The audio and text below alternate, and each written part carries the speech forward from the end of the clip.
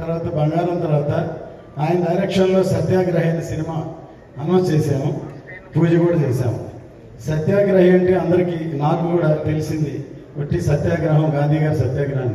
ఆయన చెప్పిన తర్వాత నాకు అర్థమైంది సత్య ఆగ్రహి, even I'm ready to die for the justice అని ఇంత పవర్ఫుల్ ఉందని మేము ఓపెనింగ్ చేసాం.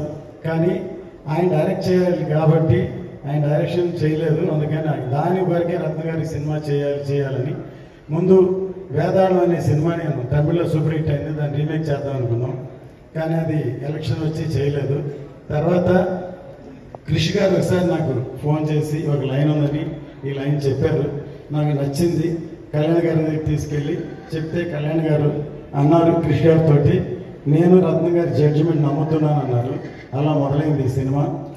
చాలా టైం అవడం వల్ల 2-3 కారణాలు దాటింది, చాలా కాలాతీతం అయింది.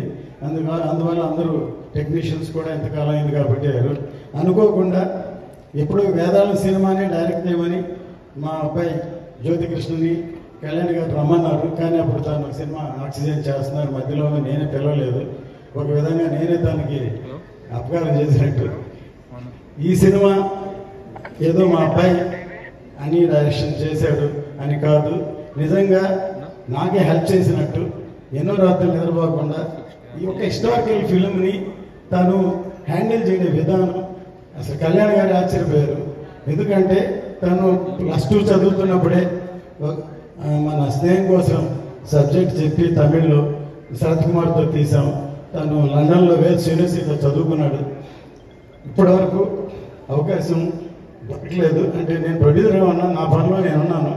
కానీ ఈ సినిమాతో తనేంటో నిరూపించాడు. ఇప్పుడు ఈ ట్రైలరు బ్యాక్గ్రౌండ్ కిరాణి గారు ఎంత అద్భుతంగా సాంగ్ చేశారు. సాంగ్ మీ సినిమా కోసం చేస్తే దాని ఉన్న బ్యాక్గ్రౌండ్ సరే ఈ ట్రైలర్ తయారు చేశాడు. కళ్యాణ్ గారికి చాలా బాగా నచ్చింది. నిన్న వచ్చి కిరాణి గారిని అభినందించారు. అంత గొప్పగా సాంగ్ ఉంది.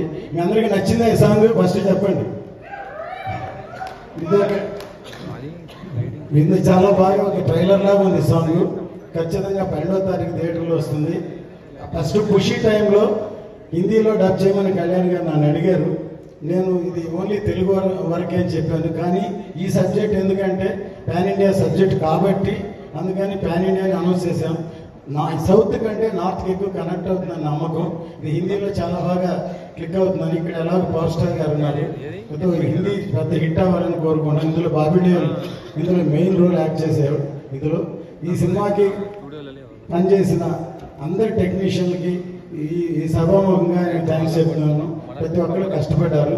హాలీవుడ్ ఫిలింకి 2 డైరెక్టర్లు 3 డైరెక్టర్లు ఉన్నట్టు ఈ సినిమా కూడా 2 డైరెక్టర్లు డైరెక్ట్ చేశారు. ఈ సినిమాకి మేజర్ పార్ట్ ఇప్పుడు జ్యోతికృష్ణ చేశాడు. ఇప్పుడు మీరు ట్రైలర్ చూశారు.